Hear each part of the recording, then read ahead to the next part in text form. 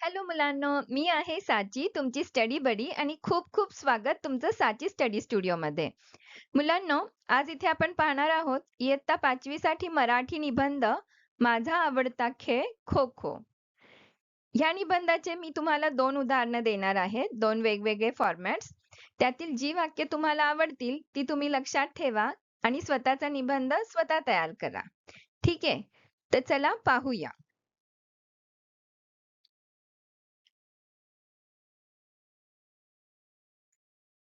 पाहूया पहिलं उदाहरण. माझा आवडता खेळ खो खो. खेळ हा आपल्या जीवनाचा महत्त्वाचा भाग आहे.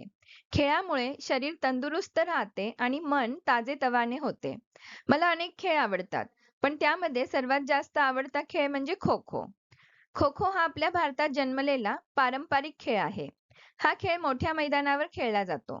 मैदानाच्या मधोमध एक रेषा असते आणि त्याच्या दोन्ही बाजूंना खेळाडू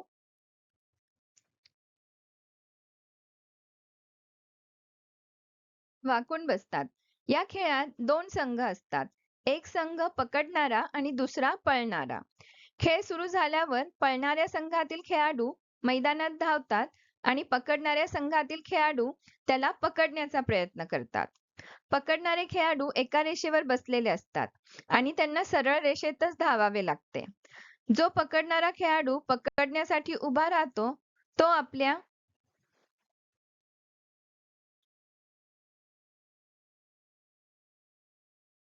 संघातील दुसऱ्या बसलेल्या खेळाडूला खो देऊ शकतो, म्हणजेच त्याला पकडायला पाठवू शकतो. त्यामुळे हा खेळ अतिशय वेगवान आणि रोचक होतो.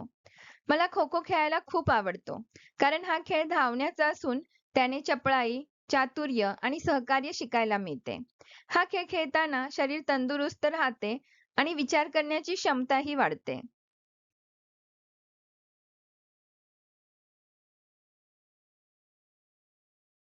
या खेळामुळे संघातील सर्व खेळाडूंमध्ये एकजूट निर्माण होते. खो-खो हा खेळ खेळायला अतिशय सोपा असून तो मैदानात कुठेही खेळता येतो. हा खेळ केवळ शारीरिक नाही तर मानसिक क्षमताही वाढवणारा आहे.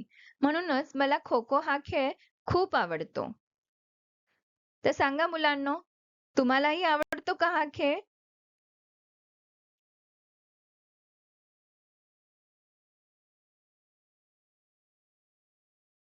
आता हाच निबंध जरा वेगळ्या वाक्यरचनेत पाहूया. माझा आवडता खेळ खो-खो. खेळ खेळणे ही एक आनंददायक आणि आरोग्यासाठी लाभदायक गोष्ट आहे. मला बरेच खेळ आवडतात, पण त्यातील सर्वात आवडता खेळ म्हणजे खो-खो. हा खेळ वेगवान, उत्साहवर्धक आणि चपळाई वाढवणारा आहे. हा खेळ 2 संघामध्ये खेळला जातो. प्रत्येक संघात 9 खेळाडू असतात. खेळाचे मैदान लांबट असते आणि त्यावर मध्यरेषेवर खेळाडू बसलेले असतात. एका संघाचे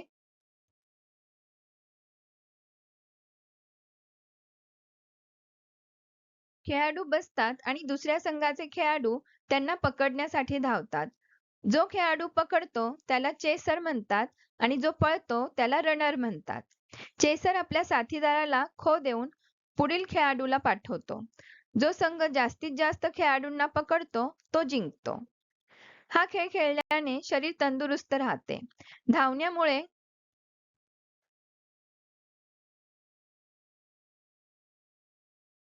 चपळाई वाढते आणि झपाट्याने निर्णय घेण्याची सवय लागते. हा संघात्मक खेळ असल्यामुळे सहकार्याची आणि टीमवर्कची सवय लागते. तसेच हा खेळ मुला-मुलींना समान संधी देणारा असल्याने तो सर्वांसाठी योग्य आहे. मला खो-खो खेळायला खूप आवडतो, कारण तो एक वेगवान आणि रोमांचक खेळ आहे. हा खेळ मला शारीरिक आणि मानसिकदृष्ट्या सक्षम ठेवतो.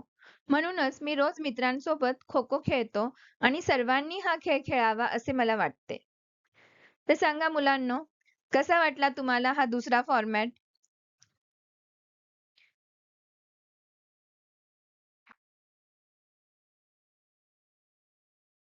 तर मुलांनो, आज इथे आपण पाहिला इयत्ता 5वी साठी मराठी निबंध माझा आवडता खेळ खो-खो. या निबंधाची आपण 2 वेगवेगळी उदाहरणं पाहिलेली आहेत. त्यातील जी वाक्य तुम्हाला आवडली असतील, ती वापरून तुम्ही स्वतःचा निबंध नक्की तयार करा. आता भेटूया नेक्स्ट व्हिडिओमध्ये. तोपर्यंत thank you for watching. Keep watching and keep studying. Study smart and shine like a star. Please like, share, subscribe, and don't forget to press bell icon to get notifications of new video. Bye bye.